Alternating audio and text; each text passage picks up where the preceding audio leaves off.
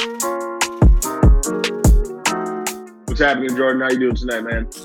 Chilling, man. What's up with you, boss?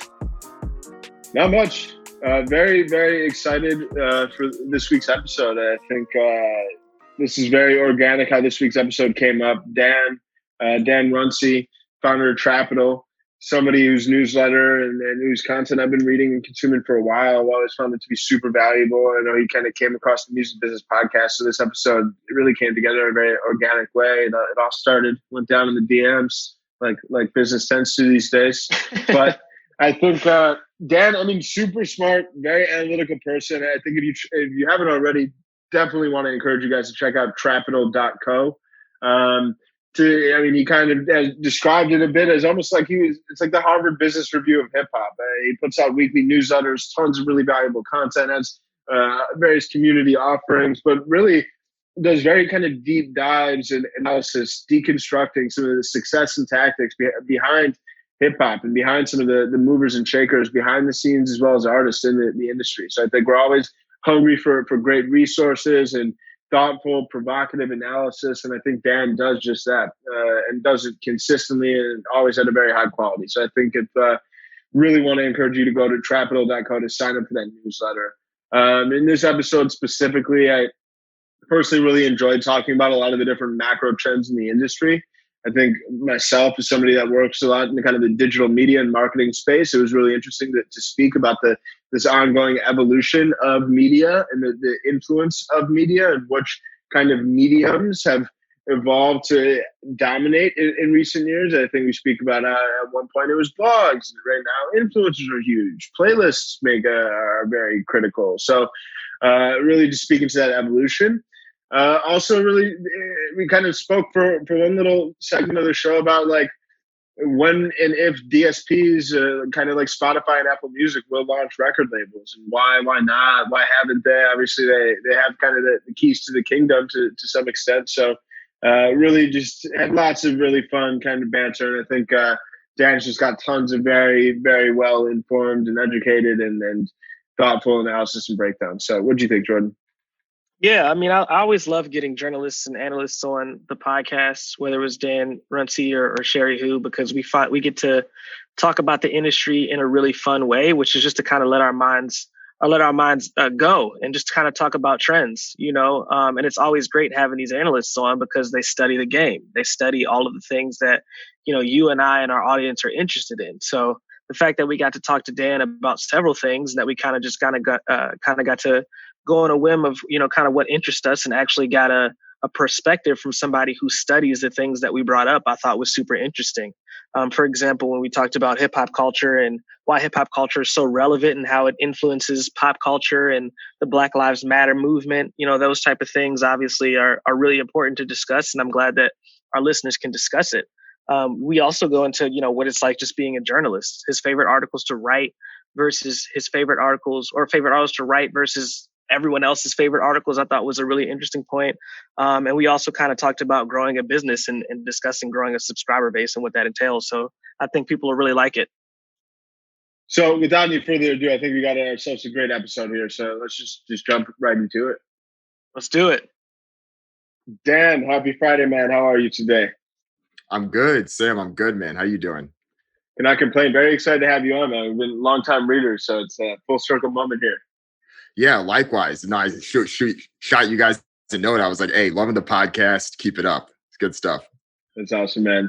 Well, really excited. I think you have tons of super valuable and unique perspectives. So really excited to kind of peel back some of those curtains. When it comes to, can you just kind of lay the foundation of Trapital, how the idea came about, what it's evolved into, and ultimately too, like what's your why, what's the mission, what's the driving force behind it all? Yeah. Trapital's mission is to elevate hip hop.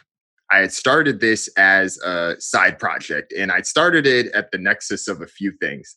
I saw that hip hop itself just wasn't necessarily having a steady beat that was talking about the business strategy and the principles on a regular basis.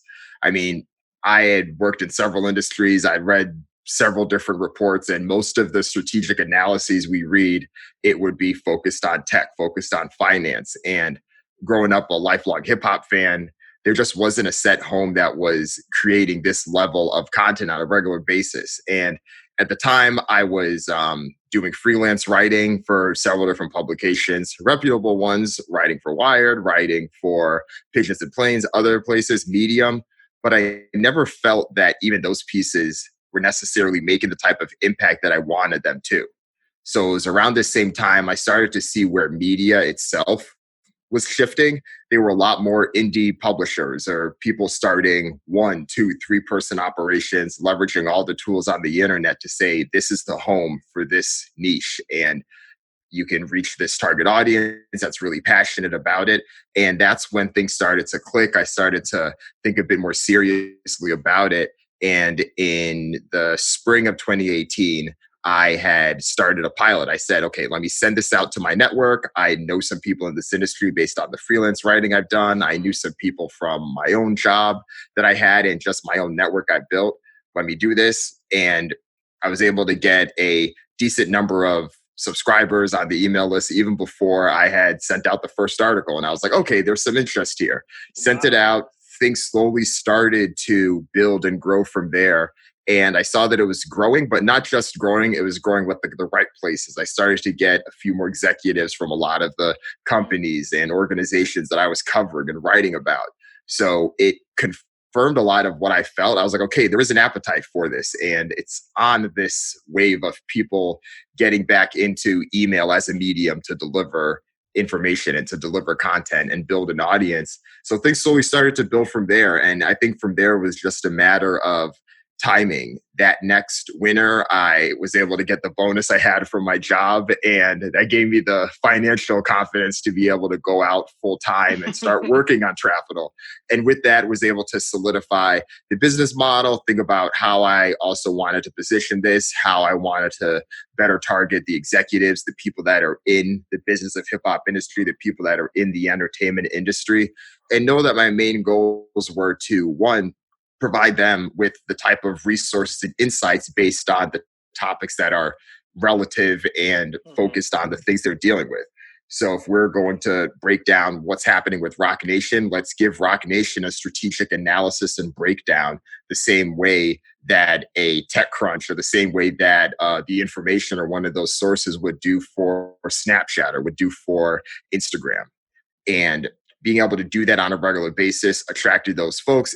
So I knew that it was providing value, but there was also a personal aspect of this that wanted to improve the representation, because a lot of the people in hip hop, the Black executives, they don't necessarily get the deep Harvard Business Review long write-ups or that type of deep discussion. So by having a home like that, that can be giving that same level of rigor to something that the folks that are leading quality control in Atlanta or the folks that are, down in LA with TDE, being able to apply that same type of principle, I knew would help elevate and help normalize the notion that, yes, people that look like this are making these types of decisions. It's getting talked about this way. And I think to date, I've definitely been happy about the impact and the momentum, and I'm excited to keep growing it and seeing where it goes from here.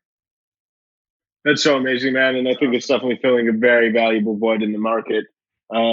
And I think too, I just love the way you kind of compared it to kind of like the Harvard Business Review or kind of like the case studies and analysis of a lot of what's happening in the hip hop industry. I know that's kind of largely what drew me to it. And I think there's tons of world-class moves and businessmen and entrepreneurs that are making the industry go around.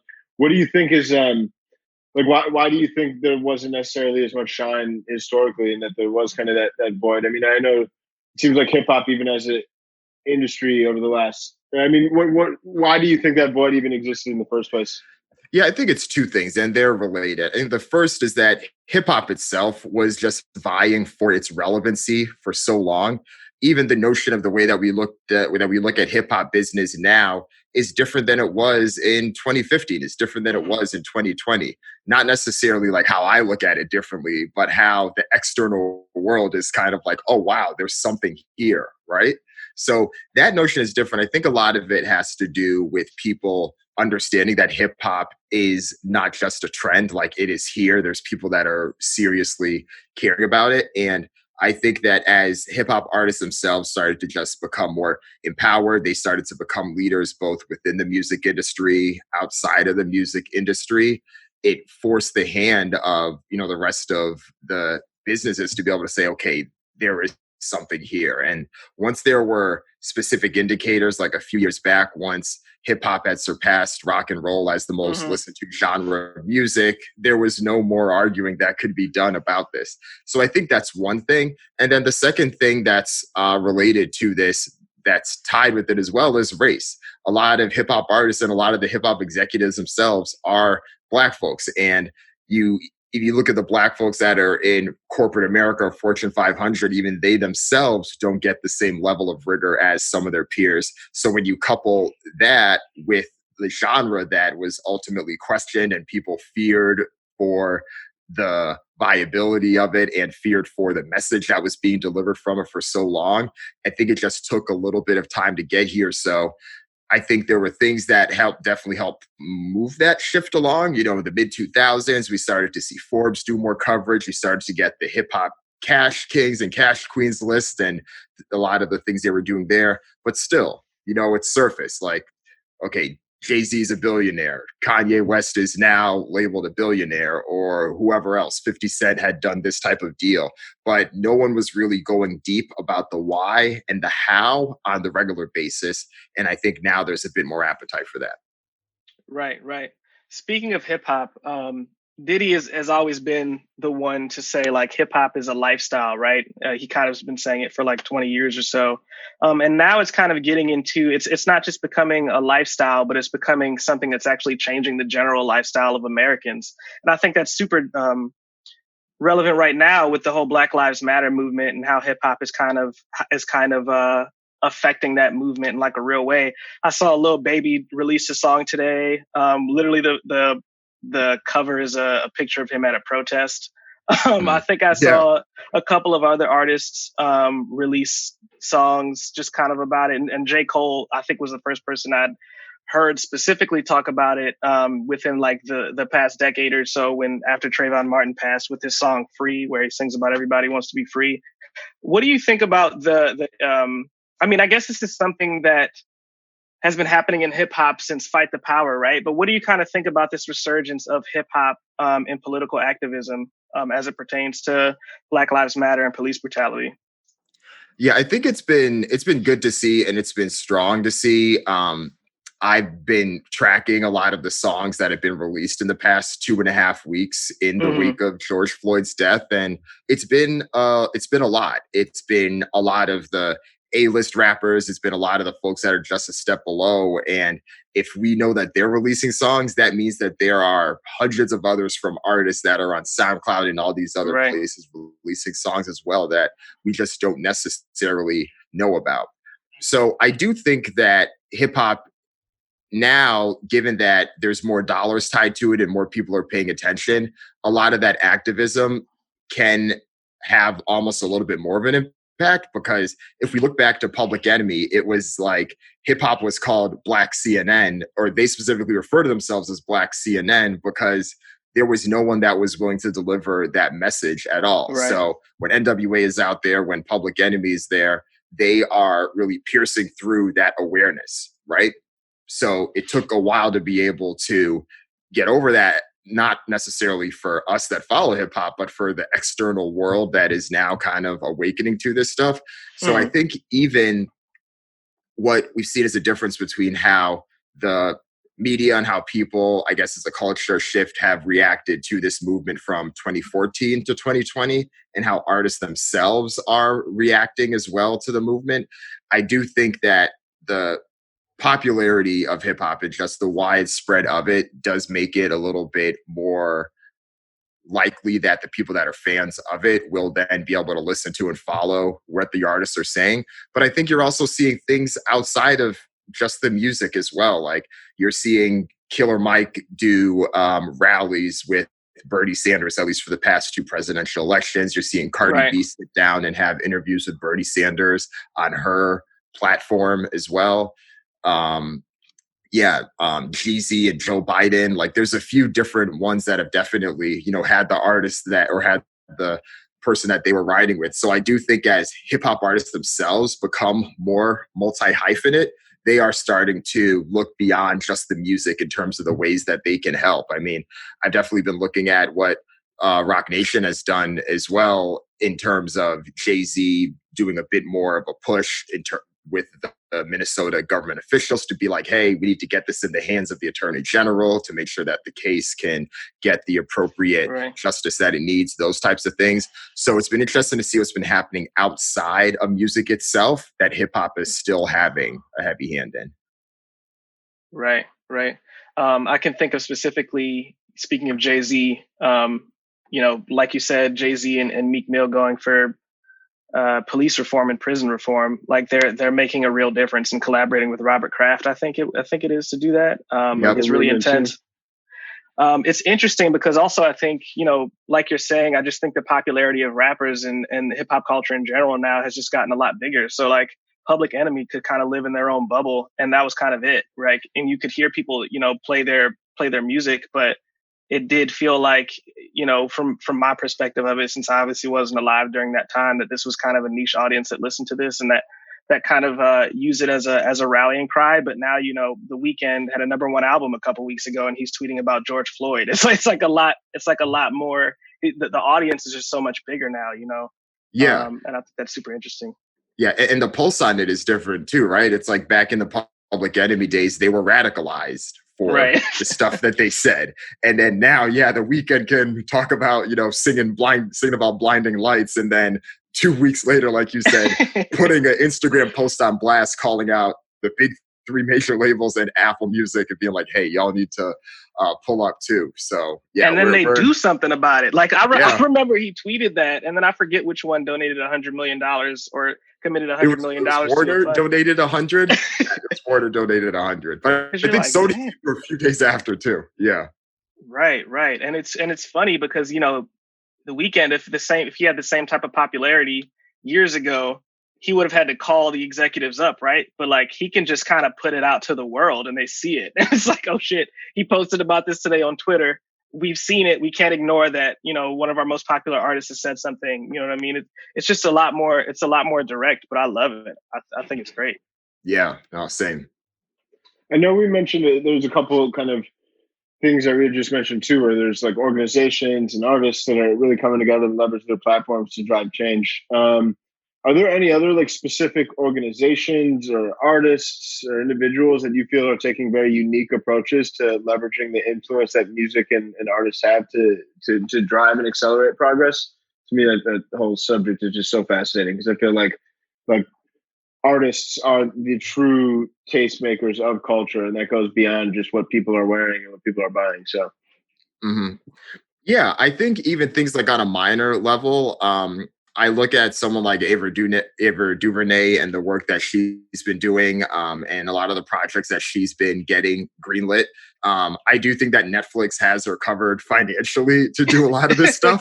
But if not, like, I think that a lot of the rappers would be willing to be like, hey, like, we got you. Like, we will, support money. Like, it brings me back to the days of like Spike Lee trying to create Malcolm X and the industry not letting him do it. So we had to try to find his friends to go fund it. So now I think we're in a slightly different space with that. So that's been interesting. But yeah, in terms of other artists that are doing unique things in the industry or ways that they're using their platform, I think there's a few things that are a bit more like on a not necessarily like on a big scale, but we're seeing, of course, the artists that are joining protests, right? So I actually started collecting the spreadsheet where I'm like, okay, what are the main things that a lot of hip hop artists are doing? So I think the 3 main ways that I had started looking at it were there are artists that are taking some type of action in some way. So I would put like Jay-Z's push with the Minnesota officials in there. There's artists that have joined protests themselves. So that's your Lil Yachty's, your Miguel's, like everyone that has been posting on Instagram and pictures posted to them. And then the third that you have is the people that have donated money in some way. So Kanye West, I know, had put up a fund to help put, I forget which of the fallen victims, but I think it was George Floyd's kids to have a fund to go to college. So yeah, I think it that was was George Floyd. Yeah. And also, that's really sad that you just said you forget which one of the victims. Just the fact that that's a reality in itself, and how you like have to think like which Black person died that he did that for again, because it seems like there was just a lot at once in May. Yeah. It's like it's sad to say, but it's like which hashtag, and you hate to say that because there's been too many of them. But yeah, no, this is definitely a space that I've been like more and more interested to track, because I do think that the opportunity is pretty wide open, right? If you have a platform, then there's so many ways to be able to use it and do things. And I think the people that have used theirs, even the simple things like, hey, I'm doing this, match my donation, and they tag like 5 other artists, like leverage the power of social media and all the algorithms. I know that T-Racket and No Name have done stuff like that. So it's been interesting. Right. Speaking of things that you're interested in researching, what do you think? I guess I'm going to ask 2 questions here. One is, what do you think your favorite topics are to research and talk about on Trapital? And another is, what do you think are the most popular things that people like to read about on Trapital? Yeah, no, two different questions for sure. As I'm sure you all can relate as people creating content. What the audience relates to is definitely a little bit different than what you may have in mind. I think that what the audience enjoys the most are the deep dives on one particular topic, right? And it's something that can go back from the person's origin to something that they're doing now. It doesn't need to paint an entire picture, but it just gives an overview. Like, for instance, one of the most read articles that I still have a few of them, I did a write-up last summer about Death Row Records and why it was built to self-destruct. And a lot of that was talking about both the strengths and the weaknesses of Suge Knight and how that translated into everyone else. That still gets tons of hits every week. And that one, I think I wrote an article about Tyler Perry last fall that had gotten a considerable amount of traction. I wrote an article a little over a year ago about Jay-Z and Damon Dash's split and the differences between ownership and partnership. So I think that the times when there are the topics that are dealing with one big thing that's happened, or one big person or one big thing, and then being able to have like a bridge. And I think it's easy to understand why. Like, people like media, and I think content in a lot of ways, like a show, not tell. Right? There's things that you can come and say blatantly, and of course people say it, but the most valuable things is like, okay, I can sit here and follow what Damon Dash did, and I can learn from this. I can figure out what things worked, what things didn't work. And that's where the showing comes in. And I do think in some ways that can be even more valuable about a trend that you're trying to explain than having an article that talks about that macro trend. Right? And I think that's a nuance that like people that are creating content can often lose. But yeah, those are the pieces that I would say are the most popular ones, like by far, both from attraction, growth, all that perspective. I think the ones that do interest me, it depends on who the person is, because I've definitely challenged myself to write about people that necessarily aren't my favorite artists, but I do it because I know that this is important, right? Like, I started Trapital as something that I wanted to be bigger than myself. So I'm not going to limit it to the artists and the people that I enjoy. Of course, it's inherent, right? Like, I'm a human being. I know that there's easily some bias that's there that's focused towards particular things, but I definitely try to keep that overall focus there. I will say that I do enjoy those deep dives, especially if it's someone that I personally am inspired by what they've done and what their journey is and stuff like that. I still do enjoy the macro trend articles as well. I probably enjoy them a little bit more than the audience does, but I still do find value in them, because I think that if anything, it continues to guide the research, guide the thinking, and so on. Right. That's awesome. When you think about some of the macro trends that are currently shaping like the modern and future sides of the music industry, like what comes to mind, or what are these issues that maybe even to go a step further are like things that a lot of people might not even be super conscious and aware of, but like within the next couple months or years, it's like this will be laying the foundation for the new normal in music? Yeah, I think that artists are I think there's a few things. One, I do think that streaming, of course, changed the industry in more ways than one. One, it is the backbone of how the record labels are able to bounce back, right? And because of that, I think artists are aware of that. But I think you're also seeing artists now seeing this type of bags that these streaming services are giving to non-artists to be able to help contribute to content. Because if we go back, 2-3 years ago, everyone knew that something would have had to like shift or change for Spotify as an organization, right? It wasn't quite at that Netflix place where, yes, like Netflix was, well, I guess to take a step back, everyone always was wondering, okay, when was Spotify going to try to become the Netflix of audio, right? I feel like that was a common thing people were saying back then. But the unit economics of music streaming just didn't allow for that. Like if you have to give up 60, 70, 80 cents for every dollar, depending on who your agreement is with, then it's just going to be hard to do that. But now that the streaming services themselves are expanding to revenue that is not tied to the music label. So it's your Joe Rogan deals or your Joe Budden podcast deals, all those types of things. If I'm a smart artist, part of me is thinking that, okay, so I am the one that is, providing the service that is essentially like subsidized for the people that are making the real bucks on this platform.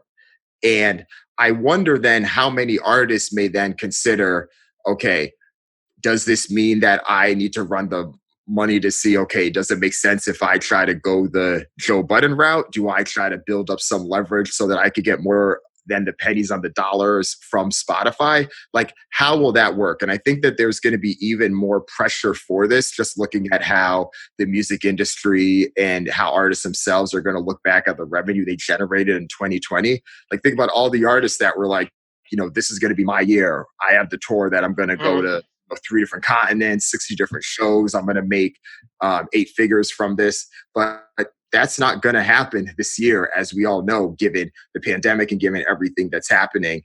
But when you then start to peel back and realize that music is no longer the loss leader for you as an artist, it is the core thing that made you money, and you didn't make nearly as much money as the podcasters did. How does that shift how you look at things? So I'm interested to see how artists respond to that, and whether it is a response in terms of leverage, in terms of how they may want to try to either come together to try to help have a sort of an active voice. And I think secondly, how does that impact the type of projects or the type of deals that they want to pursue moving forward? Right. Yeah, no, it is really interesting. I love the not necessarily seeing music and streaming as like the loss leader. I think to the bigger picture of a music career. I mean, I've seen firsthand too. It's like I work with artists across a range of different genres. Like I'll work with like really big like house music DJs, like Black Coffee, who like that whole genre of music, deep house. It's all built around live events, streaming, like not streaming, excuse me, live events. Like it has pivoted to live streaming, but historically it's doing 200 plus shows a year, and filling out massive rooms, warehouses, but not necessarily dominating streaming charts. There's hundreds of artists in that genre, but they don't necessarily like house music or deep house as a whole doesn't necessarily like stream that well. So thematically, like they've been hit a little bit harder. But then talking on the flip side to record labels, and they're like, it's largely still business as usual, right? Like they're still like, I mean, yeah, I think I was speaking to like somebody who's saying, yeah, maybe it seems like the bubble is starting to contract a little bit when it comes to some of these like super inflated like deals with artists. But even then, it's like they're still pushing, and their core like revenue engine itself hasn't necessarily been hit nearly as hard as it has in the live events world. So it is really interesting and fascinating to think about. Yeah. Someone made the comparison. I forget who it was, so I can't take credit for this analogy, but someone online had made the comparison of where the streaming services are right now to where MTV was 20 years ago. So MTV, of course, the backbone of it was the artists putting all of these music videos up back then, especially all those ridiculous budget Hype Williams music videos back then. But the people that were making the money from MTV, it was like Jackass and Johnny Knoxville and all these other guys that were just like, stapling their hands to whatever and, just getting big contracts. And although it was a very different landscape, the bottom ended up falling out on that business model, and MTV had to shift and the music industry had to shift. But there was a period where like it seemed like MTV just had like the best of both worlds with all of this, right? And I do think that BET, at least to some extent, followed a similar playbook. So I hope that we're not necessarily on that level where it's like once things start to like go well, that, the bottom eventually falls out. Yeah, right. Let's hope not, for sure. When it comes to like alternative, the subject of like streaming and royalties and artists focusing a lot on the actual like music distribution side, like one other macro trend too. I mean, seems like everybody loves to fantasize the idea of being an independent artist. And I think, it's still like the Hot 100 or like the top tier artists, it still is very heavily dominated by major labels, even if it is these smaller management companies or indie labels that have created joint ventures with these major labels that major labels are largely doing to stay relevant. Are there any interesting models of progressive record labels that you're seeing, whether it is the like maybe specific joint ventures that major labels are doing with smaller independent entities, or it's really true to form independence, but creating a model that can truly compete with these world-class major labels? Yeah, I think the most creative thing I've seen recently, and it's hard to call it recent because the company's been around for a decade, but Empire really solidifying and finding its home as, yes, if you want to be able to release a project, you want to get the level of support that you would get and the expertise at a major label, but without the level of commitment that they would necessarily take, you could come to us and we can help you with that. So I do think, the work that they've done, and I think they've hit artists at different points in their careers. Like, they had Kendrick early on in his career, right? But then they also have Snoop Dogg later on in his career. So it's kind of this point where if you look at the artist curve, like when you're starting out, you're just trying to get things going. And then eventually, if you pop, all the big artists, as you had mentioned, Sam, all are still mostly major label artists. But then eventually, once that, 5-album deal ends up, they go back to be independent again. And then it's like, okay, Empire works within that end too. So they're kind of like bookshelved there. But I do think that model is only going to become more and more popular over time. I think there's also, there's plenty of music distributors that are just getting stronger and stronger, taking some percentage off of the top revenue in order to get your music everywhere. I think United Masters is a bit interesting in that it technically is two companies together with that and translation, and just given the expertise there from a marketing and advertisement perspective, it's like, okay, you already need to position yourself as a multi-hyphenate. So then how do you find the people that are the cream of the crop, that are the ones that are, paying the 10% to you for the service they're using, and then grow with them and be able to build them to the next level? Because I think we saw with like NLE Choppa, he was with United Masters for a minute, but then he ended up signing that joint venture deal with Warner. I think that's a pretty logical progression. It happened very quickly, but things happen quickly in the industry right now. So I think that we'll start to see more optionality like that. But yeah, from the major label side, at least I've yet to see, the big players do things. But of course, with all the imprints and the folks under them, I think there is a little bit more leeway. But I think we should probably and hopefully see more flexibility coming soon. Yeah. Right. When you mentioned, do you think like DSPs? I mean, you alluded to like Netflix, and if you look at like Netflix and their evolution, they've largely gone to. I mean, it's a land grab for market share for Netflix when it comes right now from a production studio standpoint, not just being this destination where people can go to consume content, but they're actually like competing with all these other major production houses. Like a lot of the best shows these days are like produced in Netflix original series and Netflix original films.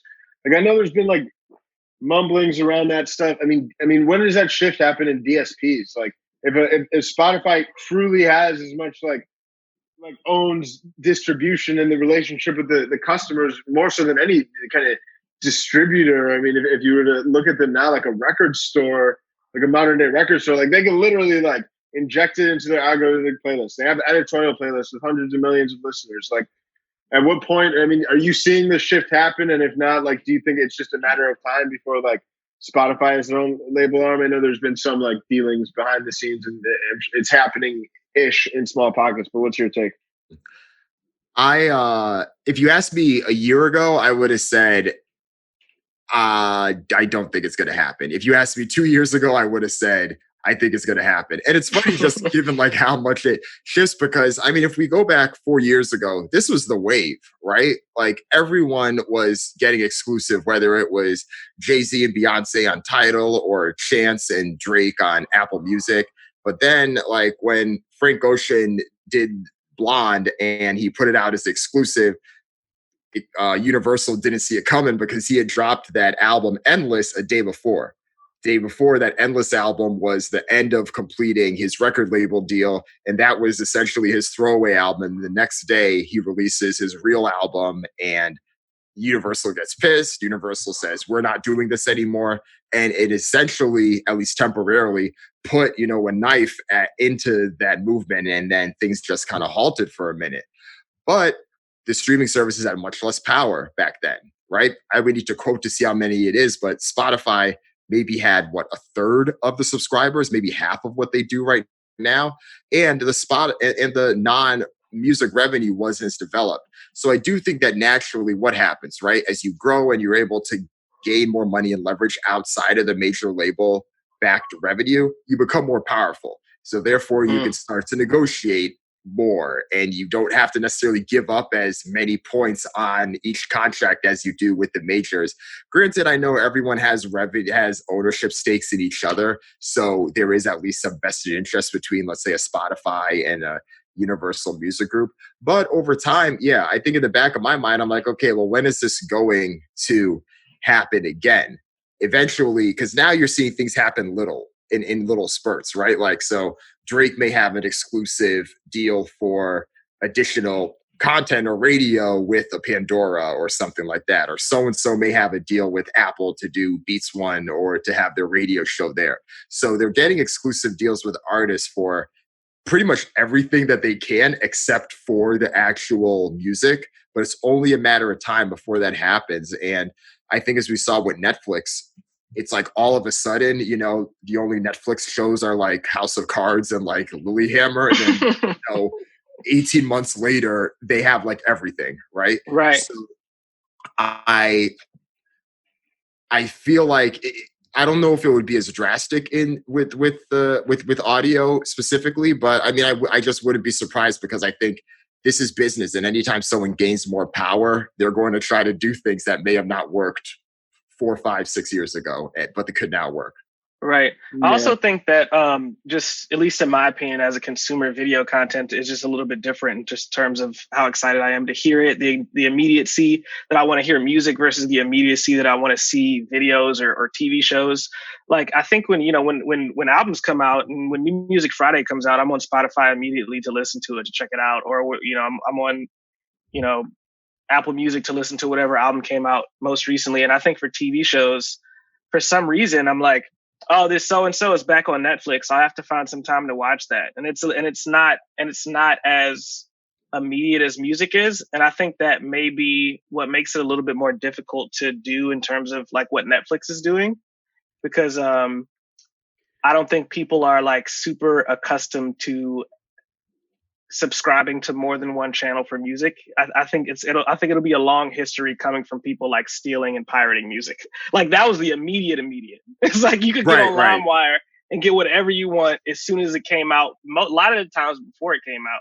So I think we're like slowly, becoming accustomed to waiting for things. And then once we become more accustomed to that, then maybe we'll be more accustomed to exclusives and that sort of thing. But I think we're coming from a history of I want my music and I want it now. And I think that's a little bit different than what Netflix is doing.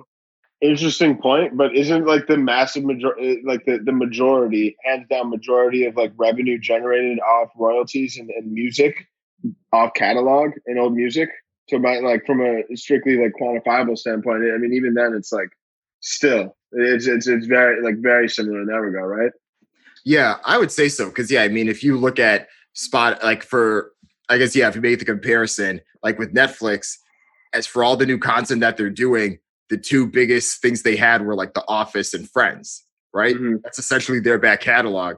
So I mean, if you look at music as well, yeah, I think with that comparison, the stuff that does get the most listens, yeah, probably is a lot of that evergreen, like I guess more so I call it evergreen content for for what do you call it, for like Netflix, but for music, your classics, right? The stuff that people are going back to, kind of, you know, whether you're in hip hop or not. Yeah. No, it's interesting to see. I mean, I think it's even when you just look at like analogous industries.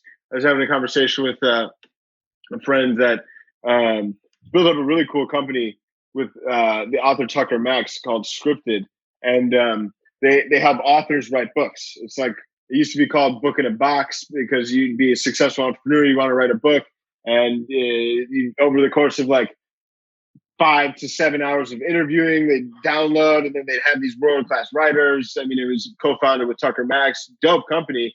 And then as I was talking with him and talking about like book publisher deals, and prior to focusing a lot on music marketing, was very much focused on like entrepreneurial marketing and helped like launch and like incredible books. And like book publishers is the same thing too. And like for me as a marketer, like this similarity I would see and is that it's like record labels are still relatively narrowly incentivized around the bigger picture. And I think from a marketing standpoint, that what I'm often focusing on when looking at marketing artists is like this holistic marketing thing. It's like, yes, we need to build a general community around you as an artist. We can't just put all of our marketing focus and community building focus towards activating your audience around a specific release. If you look at how record label marketing teams market their artists, it's like, yeah, there's a release. Let's run a TikTok campaign, or let's run a massive ad campaign to promote this individual release. And they'll often kind of put the burden of just this ongoing general community development on the backs of the artists. And then in book publishing, it's the same thing. Like an entrepreneur isn't oftentimes, I mean, sometimes they push out their book, but oftentimes it comes back through speaking engagements or growing their business. So there's all these other revenue streams that like book publishers aren't getting. So one issue that I see in the music industry is this fragmentation of interests, and the fact that like, that's why I love the model of like joint venture record label management companies, because you're able to strike on the synergy of being able to invest in the full picture and see the returns rather than just these entities that are narrowly getting a slice of the pie. Same thing goes for like a booking agency. It's like, they're not going to do anything and invest their efforts in activities that are going to do more than just like generate more bookings. When it comes, I do think though management, not to interrupt you, but I do think though management and collaborating with a record label is different than a booking agency, because I do think the power, at least in my opinion, one of the most important things that you can do for an artist is book them in great positions and great shows. I think that by itself sometimes can be equally as important, if not more important, than who's your manager or who's your label or the energy that they even have together. You know, so like if you have a really good opening slot, who cares? And you're, and you know, or on a high profile tour with, who knows, Bruno Mars or something like that, and your booking agent got that, all they had to do was bring it to the manager, and the manager had to decide with the artist yes or no, right? But that could change their lives and their career a little bit more than whatever album they just put out. You know what I mean? I also think that the work and the scope of what managers do can overlap with a record label a lot easier than a booking agent can.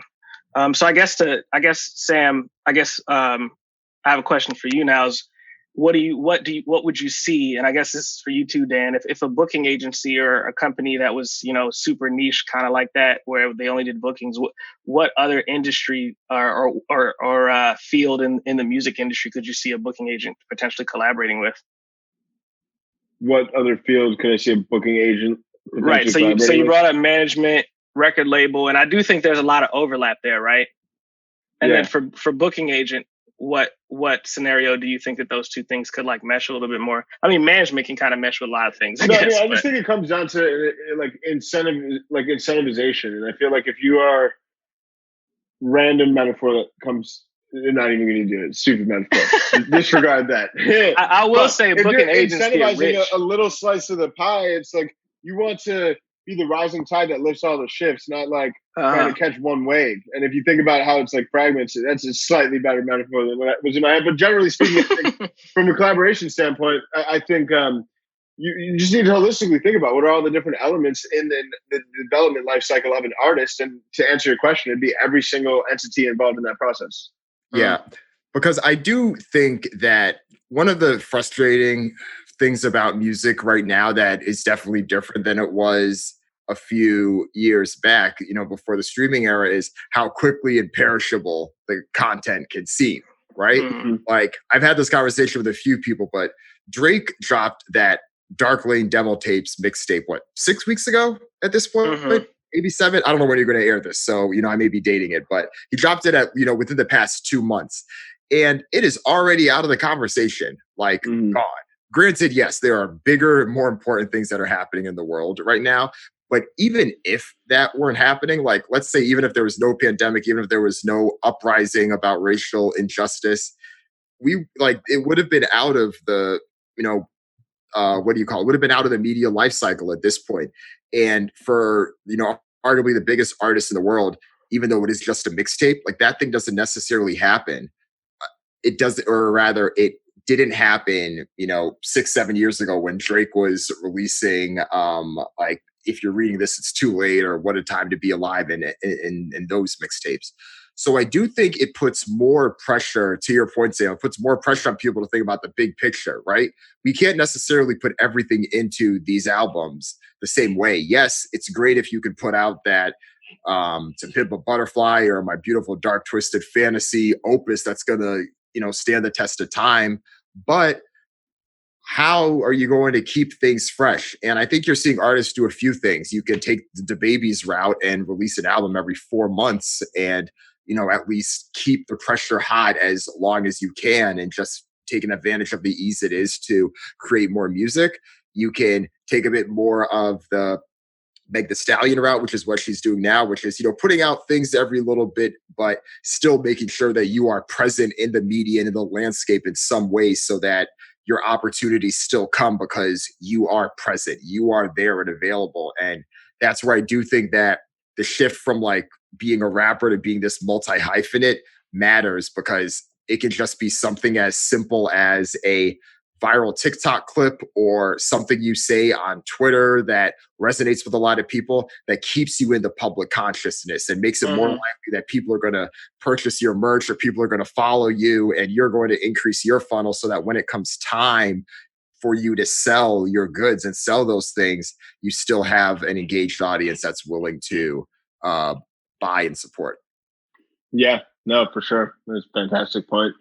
I mean, when it comes to when you mentioned Meg Thee Stallion, how she is able to stay present in the media, and then when it comes, and you too, as part of the media, if you will. But I feel like this kind of new wave of media, very much like the indie version of your own media. You built your own community, a paid community at that for certain members. I think if you look over the past 15 years, there's been tons of massive changes, but in regards to music media, you've seen the slight fall in the prevalence of major distribution, because people social media started to come up, and media itself became a little bit more democratized. So it wasn't just these massive corporate conglomerates that were spinning off new brands to own the conversation and kind of control the narrative and break artists. So then social media came up, blogs came up. There was this big wave of blogs. I think social media continued to evolve. Blogs came slightly irrelevant, and then became the merit and value of the influencer and influencers across Instagram, podcasts, right? And podcast media came to play. Now it seems where do you see the media landscape continuing to change? I feel like you are very much kind of part of this new wave, this new force. I don't think influencers are necessarily going anywhere, but that space does seem very saturated, and it's hard to find true merit and quality amidst the sea of so much fake news. So like when you think, how do you see the media landscape continue to evolve, and who do you think will, if you look over the course of the next 5 to 10 years, where do you see power shifting? Yeah, I think I see a few things. One, there have been companies that have been able to, I think, stand the test of time and do it pretty well, especially on a hip hop perspective. Like, I think one of the ones that's done the best job of this, honestly, is Complex. So they started almost 20 years ago, and it was completely different, right? This was like print. This was the magazine that went everywhere. And in some ways, a little bit harder to distinguish from a lot of the others, and didn't really have the same stamp of approval that I would say that a Vibe or XXL did, especially like in the mid 2000s. But I think what helped Complex was the insights to be able to see where things were tracking and to be able to pivot and not necessarily be married to the medium. And I think that is one of the things that a lot of hip hop and a lot of music outlets have struggled with from the 90s, from the 2000s, and even to some extent the 2010s. By not being focused on a particular medium, you were able to evolve. So I think the first thing that Complex did was say, okay, shift to this wave of blogs. So like when the blog era was at its peak, late 2000s, early 2010s, they were able to acquire a lot of those blogs that had a pretty strong presence. Those blogs were then acquired into their Complex network. And then that kind of became the wave and the MO for them to be able to find talent, them to essentially be able to acquire the talent that had got their organic audience through the places they got it.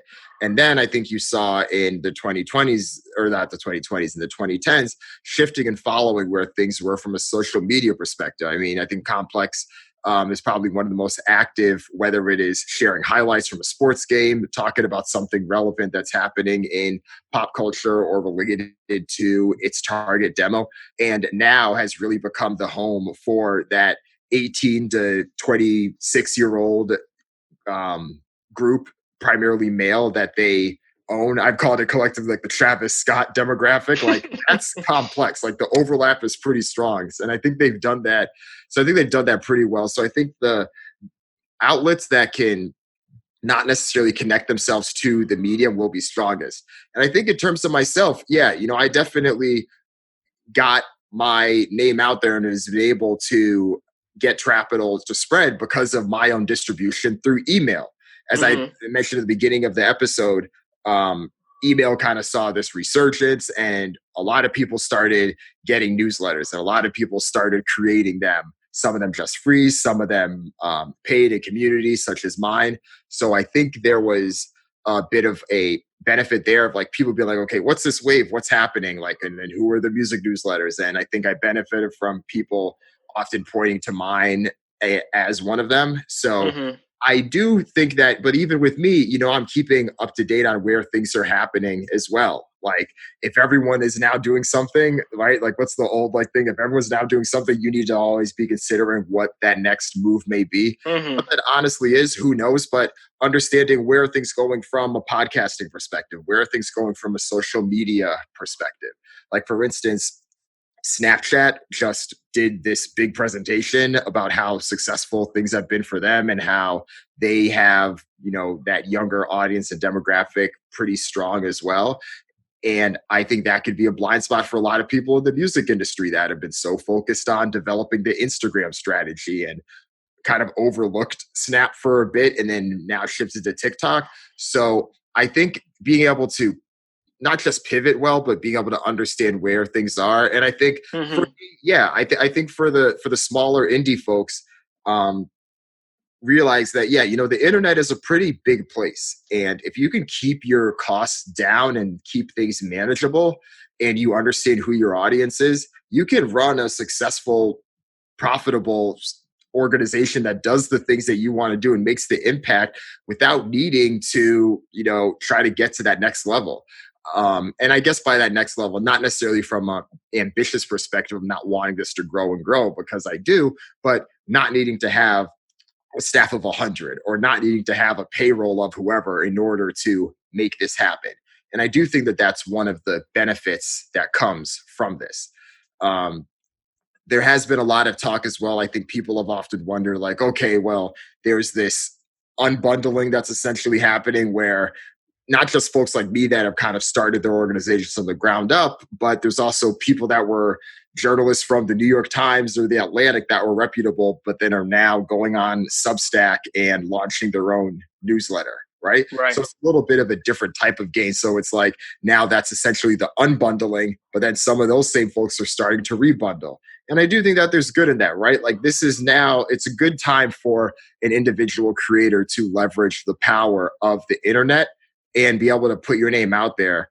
But with that said, because everyone's kind of doing something and because the barrier to entry is the lowest that, frankly, it's been in a long time, it can be harder to stand out. You need to do more work in order to make sure that you are attracting the audience. And I think that comes from having that same strategic discipline. And I think that's required regardless of how easy it is to start something today. Awesome. Well, Dan, man, I want to thank you for virtually coming out to the Music Business Podcast. Sam and I were super excited to have you on. We hope you had a good time. I think our conversation flowed very well. I always tell people that, we have questions, but whether or not we stick to them is kind of more so how conversational things went. And we only had to ask a few because we just kind of like kept the ball rolling. So I thought that was really great. So yeah, man, appreciate you. No, thank you both, man. This was fun. Like I said, man, I think what y'all are doing is great as well. Have some great guests on there. You both know your stuff. I'm excited to follow along as a fan too. Awesome, bro. Dang, yo. Founder of Trapital just said we know our stuff, Sam. Yeah, there it is. We made it. I'm about to take that to heart, bro. Play that clip every time I'm insecure about myself. Drop the mic, you're good. Right. Well, on that note, actually, we are out. Great episode, man. Great episode. Like I said in the intro, it's always great to kind of pick the brain of an analyst because obviously me and you have opinions, but we ain't shit. So, hearing somebody that, don't get in your feelings. Don't get in your feelings. I was playing. Speak for yourself, boy. No, but, hearing somebody that spends, all day studying the industry and the moves and stuff, it's always so refreshing to speak to them. I check Feedly every day to make sure that I have a constant feed of music industry news, but that's all in Dan's brain. And it's not in his brain, just in his brain, it's already analyzed. So by the time we speak to him, we're not only learning about these updates, but we're learning about an interesting perspective of somebody who's kind of seen the industry grow to this point. So I thought that was super dope.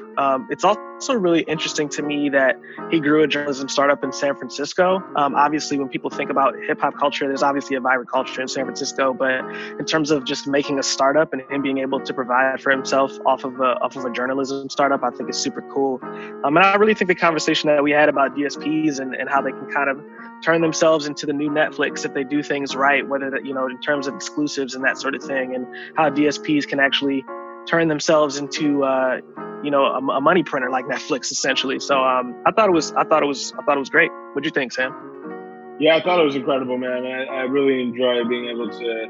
He's obviously smart, knows his stuff. I love how he's been able to really deconstruct and provide very thoughtful, thorough analysis around the business of hip hop too, which has always just really excited me. I mean, I'm a fan on one side, but a lot of my fandom goes beyond just the music and goes to the respect that I have for the businessmen and women that really run this whole industry. So I think his thoughtfulness and his analysis as to how he goes about deconstructing it all super valuable. And it was fun to just kind of like riff on different ideas and perspectives and different topics. So really enjoyed it. If you haven't already, please be sure to go to trapital.co to sign up for his newsletter. And if you haven't already, we're super grateful for your support. If you could just go to Apple, iTunes, wherever you're listening to this podcast, leave a review. Helps us make sure we're able to continue pressing into the topics you care about and reach more people. So we appreciate y'all greatly, and we'll be back next week. See you guys.